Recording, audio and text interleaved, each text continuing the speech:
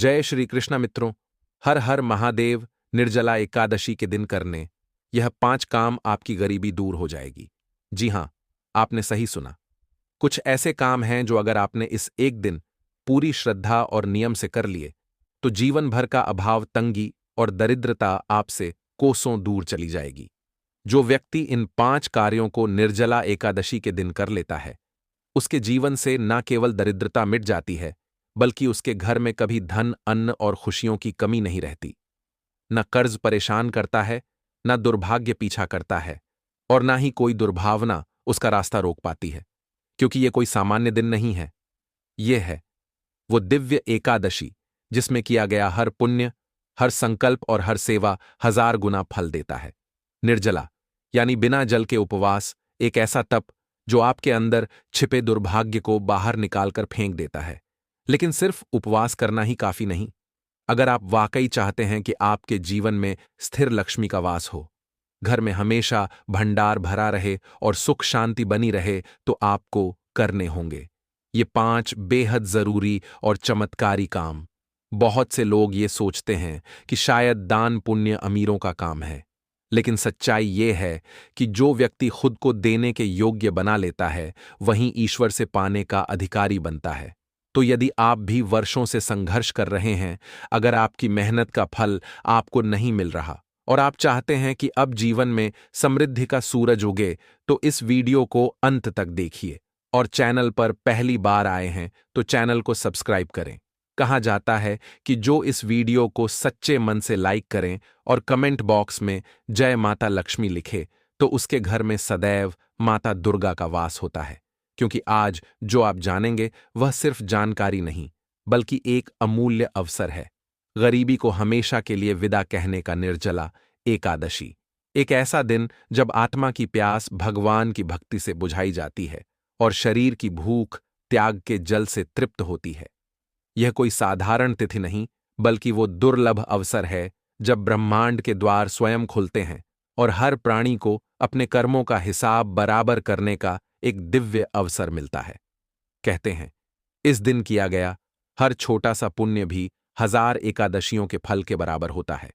इतना प्रभावशाली, इतना शक्तिशाली कि आपकी एक सच्ची भावना भी ईश्वर तक पहुंच जाती है। लेकिन अफसोस, बहुत कम लोग इस रहस्य को समझते हैं। लोग सोचते हैं कि केवल उपवास कर लेना ही काफी है, कुछ खाना नहीं, पानी नहीं पीना, बस। पर सच्चाई इससे कहीं आगे है। निर्जला एकादशी केवल शरीर को तपाने का पर्व नहीं है, यह आत्मा को शुद्ध करने की प्रक्रिया है। यह दिन केवल भूखा रहने का नहीं बल्कि खुद को भीतर तक झांकने और सुधारने का दिन है। यह अवसर है अपने जीवन की दिशा बदलने का, उस अधूरी साधना को पूर्ण करने का जो शायद पिछले जन्मों से अधूरी रह गई थी।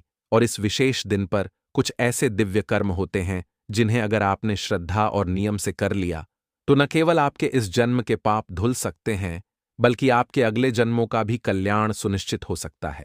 क्योंकि यह दिन केवल तप और त्याग का नहीं बल्कि चमत्कारों का दिन है, बशर्ते आप उन चमत्कारों को बुलाने की विधि जानते हों। और हां, एक बात और, बहुत से लोग इस भ्रम में रहते हैं कि निर्जला एकादशी पर क्या खाना चाहिए और क्या नहीं। किसी ने कहा फल खा लो, किसी ने कहा दूध ले लो, कोई बोला पानी पी सकते हो और कोई बोला एक बूंद जल भी मत छूना। अब ऐसे में भक्त असमंजस में पड़ जाते हैं, क्या करें क्या न करें। कुछ लोग तो केवल दूसरों की देखा देखी व्रत रख लेते हैं, लेकिन जब नियम और भावना की गहराई नहीं समझी जाती तो व्रत भी बस एक परंपरा बनकर रह जाता है, तप नहीं बनता।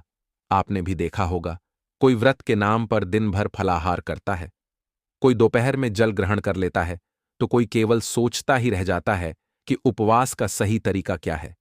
एक मन कहता है बिना पानी के उपवास कठिन है, दूसरा मन कहता है भगवान तो भावना के भूखे हैं। फिर प्रश्न उठता है, क्या निर्जला व्रत भावना से निभाया जाए या कठोर नियमों से? तो जान लीजिए, हम आपको यह सब विस्तार से बताएंगे। हम आपको बताने वाले हैं कि निर्जला एकादशी के दिन व्रत का असली स्वरूप क्या है, क्या वास्तव में जल का त्याग आवश्यक है, और अगर हां तो उसके पीछे कौन सी दिव्य भावना छुपी है। क्या फल खाना इस व्रत को अधूरा कर देता है या यह केवल लोक मान्यता भर है? आपके हर सवाल का जवाब मिलेगा, बिल्कुल स्पष्ट, शास्त्रों और श्रद्धा दोनों की रोशनी में। लेकिन अभी नहीं, क्योंकि उससे पहले आपको जानने होंगे वो 5 अत्यंत आवश्यक और दिव्य कार्य, वो 5 ऐसे पुण्य कर्म जो निर्जला एकादशी की साधना को पूर्ण बनाते हैं। जो व्यक्ति केवल उपवास करता है उसे पुण्य मिलता है, लेकिन जो उपवास के साथ साथ इन 5 कार्यों को करता है उसका जीवन ही बदल जाता है। यह 5 काम केवल बाहरी क्रियाएं नहीं हैं, ये भीतर के संशोधन हैं। ये आत्मा की उस धूल को हटाते हैं जो वर्षों से जमा हो चुकी होती है। ये वो 5 दीप हैं जो व्यक्ति के भाग्य में उजाला भरते हैं और गरीबी, दुर्भाग्य और दरिद्रता को जला डालते हैं। इसलिए इस वीडियो को अंत तक जरूर देखिए, क्योंकि अभी जो आप जानने जा रहे हैं वह केवल ज्ञान नहीं बल्कि जीवन की दिशा बदलने वाली 5 चाबियां हैं। और हो सकता है इन्हीं में से एक चाबी आपकी किस्मत का ताला खोल दे।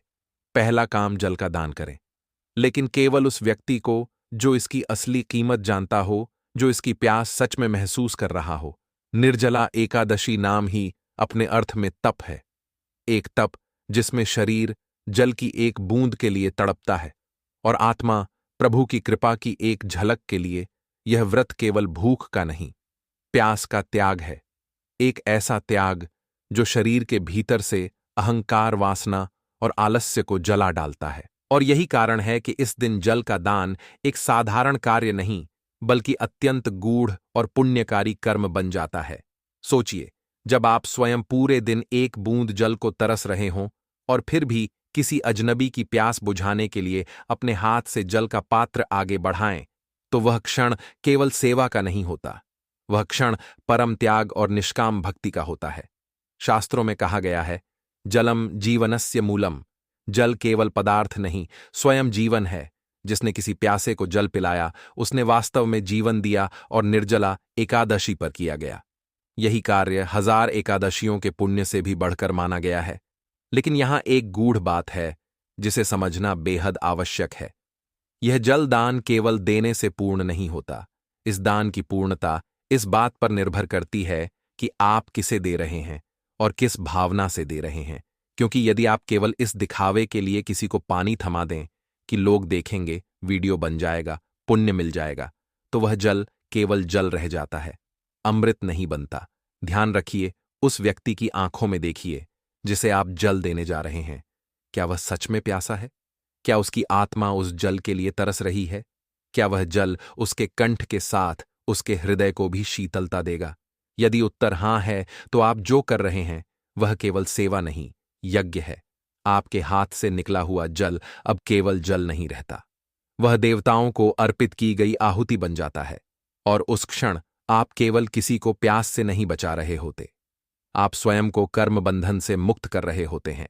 और हां, यह मत सोचिए कि आपको बहुत बड़ी व्यवस्था करनी होगी। जरूरी नहीं कि आप 1000 लोगों को पानी पिलाएं। अगर आपने इस दिन एक ऐसे व्यक्ति की भी सच्चे मन से प्यास बुझा दी, तो समझिए आपने ईश्वर को अर्घ्य दे दिया। आपका वह एक क्षण, वह एक कर्म, वह एक भावना आपके समस्त पापों को भस्म करने की शक्ति रखती है। क्योंकि निर्जला एकादशी पर जल का दान केवल कर्म नहीं, वह भक्ति की सबसे ऊंची सीढ़ी है, जहां आप स्वयं की पीड़ा को परे रखकर किसी दूसरे के कंठ में शीतलता भरते हैं। और यही है सच्चा धर्म, सच्चा प्रेम और सच्चा मोक्ष की ओर बढ़ता हुआ पहला कदम। दूसरा काम, तुलसी के पवित्र पौधे को जल चढ़ाएं और ओम नमो भगवते वासुदेवाय मंत्र का जाप करें। निर्जला एकादशी केवल व्रत का नहीं, ईश्वर के साक्षात सान्निध्य का दिन है। इस दिन भगवान विष्णु विशेष रूप से अपने भक्तों की भावनाओं की ओर आकर्षित होते हैं। और ऐसे में यदि कोई भक्त अपने घर में तुलसी माता को जल अर्पित करता है, तो समझ लीजिए वह केवल एक पौधे को नहीं, स्वयं भगवान को अर्घ्य दे रहा होता है। तुलसी जो केवल वनस्पति नहीं बल्कि देवी का रूप है। शास्त्रों में कहा गया है कि जहां तुलसी होती है वहां स्वयं नारायण वास करते हैं।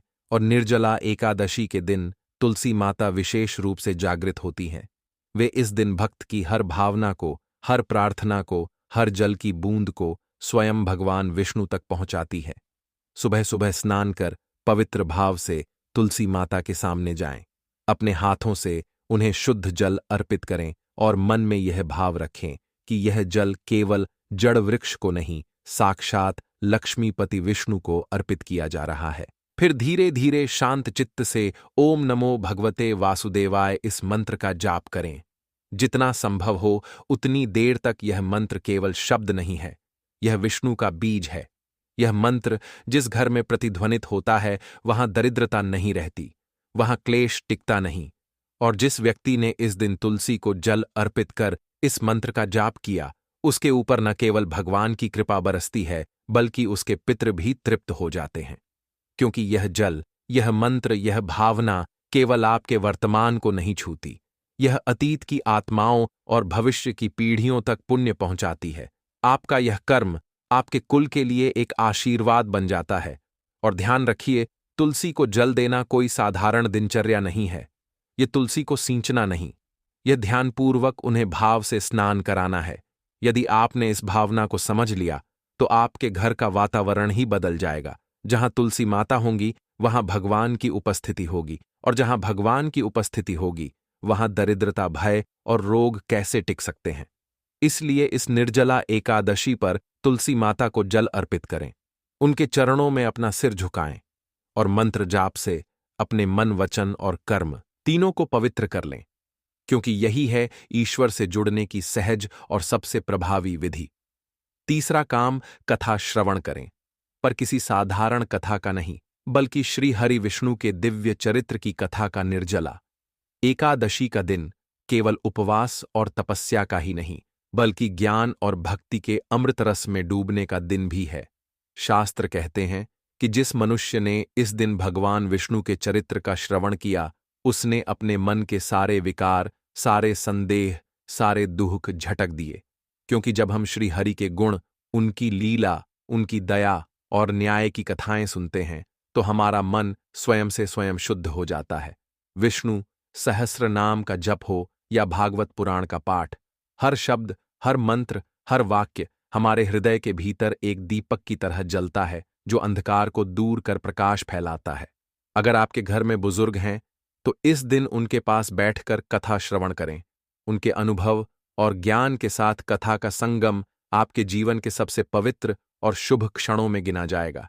क्योंकि बुजुर्गों के अनुभव से जुड़ी कथा की अनुभूति कहीं अधिक गहराई देती है। उनकी भावनाओं, उनकी श्रद्धा, उनके आशीर्वाद के साथ यह कथा आपके हृदय में एक अमिट छाप छोड़ती है। यह कथा केवल शब्दों का संग्रह नहीं होती, यह एक ऐसा सेतु है जो आपको ईश्वर के और करीब ले जाता है। यह मन को शांति देती है, नकारात्मकता को दूर भगाती है और जीवन के हर संघर्ष में नई उम्मीद की लौ जलाती है। और सबसे बड़ी बात, इस कथा श्रवण के माध्यम से आपका मन धीरे धीरे उन आध्यात्मिक गुणों से भर जाता है जो जीवन को सफल और सार्थक बनाते हैं। आपके विचार शुद्ध होते हैं, आपके कर्म सही दिशा में चलते हैं और आपकी आत्मा सच्चे ज्ञान की ओर अग्रसर होती है। इसलिए इस निर्जला एकादशी पर अपने परिवार के साथ मिलकर श्री हरि विष्णु के चरित्र की कथा सुनना न भूलें। यह केवल एक धार्मिक कृत्य नहीं, बल्कि अपने जीवन को आध्यात्मिक रूप से समृद्ध करने का सबसे सशक्त माध्यम है। और याद रखिए, यह श्रवण आपकी सारी परेशानियों का समाधान बन सकता है, आपकी सभी मनोकामनाओं को पूर्ण कर सकता है। क्योंकि जब श्री हरि की कथा आपके मन को छू जाती है तो आपका मन कभी भी अशांत नहीं रह सकता। चौथा काम, मौन व्रत रखें या जितना हो सके कम बोलें। निर्जला एकादशी का व्रत केवल पेट की भूख को नहीं, बल्कि मन और वाणी की शुद्धि का भी एक पावन अवसर है। इस दिन जितना कम बोलेंगे उतनी ही आपकी अंदरूनी ऊर्जा बनी रहेगी। शास्त्रों में भी कहा गया है कि वाणी से ऊर्जा बहती है और अनावश्यक बोलने से यह ऊर्जा क्षीण हो जाती है। जब हम निर्जला एकादशी के दिन अपनी वाणी पर संयम रखते हैं तो हम अपने भीतर की शक्ति को संजोते हैं, उसे संभालते हैं, उसे एकाग्र करते हैं। यह मौन व्रत सिर्फ चुप्पी नहीं है, यह एक अद्भुत साधना है। इसमें आपका मन विक्षिप्त नहीं होता, आपकी ऊर्जा बिखरती नहीं, बल्कि हर सांस के साथ आपकी चेतना गहराई में उतरती है। अगर संभव हो तो एकांत में बैठिए, आंखें बंद करके अपनी सांसों को महसूस कीजिए। हर सांस के साथ खुद को इस शुद्धता और शांति की ओर ले जाइए और मन ही मन बार बार हरि नाम का स्मरण करते रहिए। क्योंकि हरि का नाम मन को स्थिर करता है, हरि का नाम मन को निर्मल करता है। जब आप इस प्रकार मौन व्रत रखते हैं तो आपकी ऊर्जा संचित होती है। यह ऊर्जा केवल आपके लिए ही नहीं, बल्कि आपके पूरे परिवार, आपके समाज, आपके आसपास के वातावरण के लिए भी शुभ होती है। आपके मौन में एक दिव्य शक्ति छिपी होती है, जो नकारात्मकता को दूर भगाती है और सकारात्मक ऊर्जा का संचार करती है। इसलिए निर्जला एकादशी पर जितना संभव हो, अपनी वाणी को नियंत्रित रखें, कम बोलें, ध्यान करें और हरि नाम के जाप से अपने मन को पवित्र बनाएं। आप देखेंगे कि आपकी मानसिक शांति बढ़ेगी, आपकी ऊर्जा संचित होगी और आप स्वयं को परमात्मा के और भी करीब महसूस करेंगे। याद रखिए, मौन से बढ़कर कोई साधना नहीं और निर्जला एकादशी का यही मूल सार है। अपने भीतर की ऊर्जा को संजोना, अपने मन को निर्मल रखना और हरि के नाम में खो जाना। 5वां काम, अन्न, वस्त्र या धन का दान गुप्त रूप से करें। निर्जला एकादशी का महत्व केवल उपवास या साधना तक सीमित नहीं है। इस दिन किया गया दान आपके जीवन में अपार बदलाव लाने की क्षमता रखता है। खासकर जब आप अपने मन में नम्रता और ईमानदारी लिए बिना किसी दिखावे या अहंकार के अन्न, वस्त्र या धन का दान करते हैं, तो यह दान आपके लिए भगवान के निकटतम मार्ग का द्वार खोल देता है। शास्त्रों में कहा गया है कि गुप्त दान का फल सर्वाधिक श्रेष्ठ होता है। जब आप यह दान किसी ऐसे व्यक्ति को देते हैं जो सच्चाई से उसे स्वीकार करता है और आप इसे बिना किसी भेदभाव, बिना किसी अपेक्षा के करते हैं, तो यह दान 7 जन्मों तक आपके भाग्य को उज्ज्वल करता है। यह दान आपके जीवन में सुख, समृद्धि और मानसिक शांति लेकर आता है। और सबसे बड़ी बात, अगर आप इस दान को जल के साथ करें, यानी दान के समय कुछ जल भी समर्पित करें, तो इसका पुण्य कई गुना बढ़ जाता है। जल जो जीवन का आधार है, जो निर्जला एकादशी के उपवास का मुख्य तत्व है, जब दान के साथ जुड़ता है तो वह दान केवल भौतिक नहीं बल्कि आध्यात्मिक बन जाता है।